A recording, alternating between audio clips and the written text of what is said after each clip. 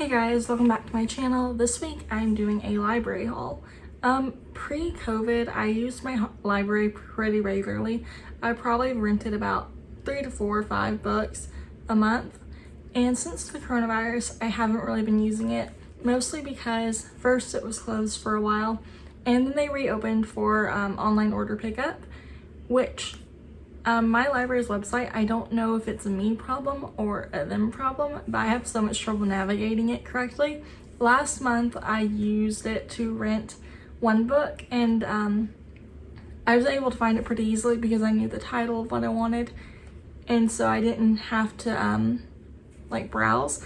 Whereas this month I finally figured out how to browse my library selection online, because typically whenever I go to the library, at least pre-COVID, I would go and just browse until I found a few books that I liked. And so I kind of tried to figure out how to do that the other night, and I found 8 books that I wanted to read. And so I'm going to show you the 8 books that are not officially on my TBR for October, but I did get from my library, so I want to try to read them. The first book I have is Bad Feminist by Roxane Gay. I actually went ahead and started this book this morning because I only have a 2-week hold on it. Most of my library's books are for 4 weeks, but for some reason this one is 2 weeks. And in this book, I guess Roxane Gay kind of talks about her experiences as feminist, or I know in the introduction she says that for the longest time she wouldn't call herself a feminist because of the associations with feminism and stuff like that, and the way the movement is sometimes seen. And so I know she talked about how whenever in the first little section, the introduction, about how whenever a particular feminist does something bad, it's not that particular woman who is blamed for it, but feminism as a whole. And so she kind of writes, I guess, about her experiences as a bad feminist in such a way that, I'm assuming she's going to talk about stuff that not everyone has to be on the 100% same page, as long as, I guess, the big issues are together. But this one's really interesting so far. I have read the introduction and the first chapter, and I'm going to start Peculiar Benefits sometime today. Next, I ordered Hunger, a Memoir of My Body, also by Roxane Gay. And this book, I just read the inside flap, just kind of talks about her personal experience with her body and her weight and stuff like that, and throughout her, I think it says teens and 20s and childhood. And so this is what I'm really interested to read as well. Most of the books that I picked, I kind of picked based on their covers, or if I'd already heard about them and was interested in them. But most of these books I just picked based off of their covers. Alright, next I ordered Don't Call Me Crazy, 33 Voices Start the Conversation About Mental Health, and it was edited by Kelly Jensen. And several people write about their experiences with mental health in this book, and about how mental health is kind of handled in general, and just mental health stuff. This book, when I ordered it, I didn't realize that it feels like a textbook. The texture of the page, the size of it reminds me of a textbook I probably would have had in college. But this is one that I'm really interested to read as well. Mental health topics are still very interesting to me, and some that I like to learn a little bit more about and read about. I also ordered I Felt a Funeral in My Brain by Will Walton. And this is a book that I've been eyeing at my library since last summer, and I just never picked it up. And then whenever I was browsing my library selection, I saw that it was available, so I ordered it. And this is about a person named Avery who is trying to re-navigate their life after dealing with a loss and experiencing grief, and I guess they feel like they're the only person who feels the way they do. I'm assuming based off the way I understood the inside cover. But this is one that I've been thinking about, or not really thinking about, but every time I've been to the library in the past year, it's one that I've almost gotten, but for some reason always didn't. So I just decided to go ahead and get it today, or Thursday night whenever I ordered it. My days were a little mixed up. Next, I ordered The Education of Margot Sanchez by Lillian Rivera.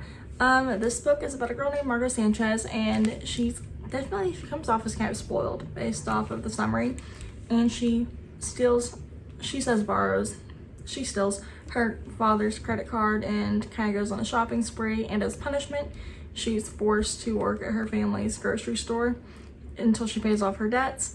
And also she's still I think she goes to a prep school is what it said, and there's an upcoming beach party that she doesn't want to lose her invitation to. So it's kind of, she seems like she's going to come off as like very spoiled and kind of bratty at first, and hopefully things change.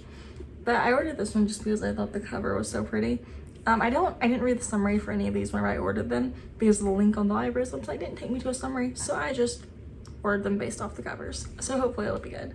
But yeah, this is one that I'm very interested to read. Next, I ordered The Love and Lies of Rukhsana Ali by Sabina Khan. This book's about a girl who her parents are very conservative Muslims, and she isn't that way. She's also lesbian. She has a girlfriend that is a secret from her parents because her parents wouldn't approve.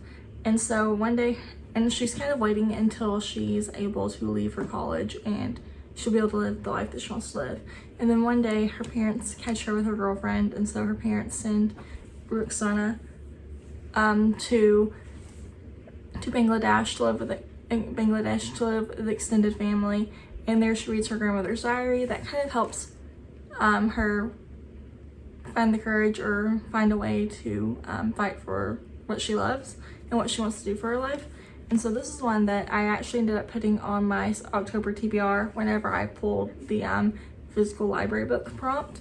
And so this is one that I'll definitely be reading pretty soon, and I'm really excited for this one. I think it'll be really interesting, especially because this is a perspective that I don't have personally, so it'll be really nice to read about Rukhsana's story.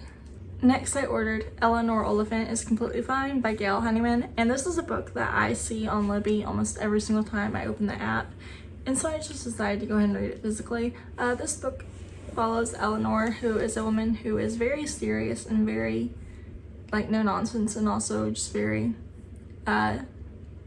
introverted maybe, or I don't know if she'd be introverted, but she's not very good at making relationships with other people from what I can tell.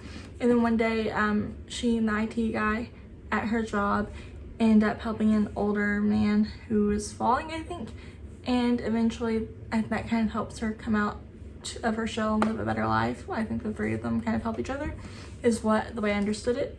But this is one that I think I saw a lot on Instagram last year, and so like I just see this book so much that I think I just want to go ahead and read it. So yeah, I'll let you know how it goes. And lastly, I ordered I Almost Forgot About You by Terry McMillan. And this book follows Georgia, who she's an optometrist, and she kind of feels stuck in her life and it's not going how she wants it to. So she decides to quit her job and move, and then things kind of go off from there. And so this is one that I'm really interested to read as well. This is one that I picked solely because of the cover. I've never even heard of this book before that I know of, and so I just thought the cover was interesting, the title was interesting, and I wanted to read it, so I ordered it. Anyways, thank you guys so much for taking the time to watch this video. I will let you guys know how these library books go as I read them. I will probably let you know on Instagram because that is where I'm most active. And some of them may end up in a video, I'm not sure yet. But anyways, I'll talk to you guys next week. Bye.